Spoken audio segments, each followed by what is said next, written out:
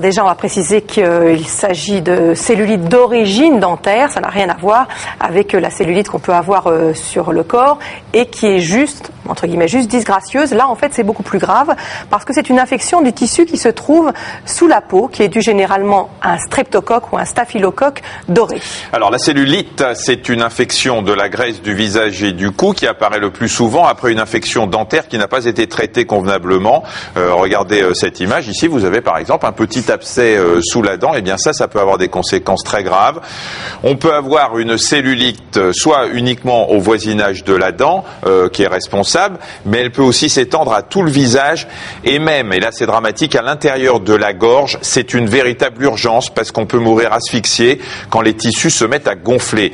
Quand c'est juste localisé près de la dent infectée, on a une peau un petit peu rouge et gonflée, des douleurs souvent la nuit. Quand c'est un peu plus diffus, les médecins qui font les examens sentent, et c'est très très caractéristique, un petit crépitement sous les doigts qui palpe la zone. C'est exactement un crépitement qui rappelle les pas dans la neige, c'est comme ça qu'on l'apprend à la faculté. Alors, il faut très très vite traiter la dent responsable, donner des antibiotiques.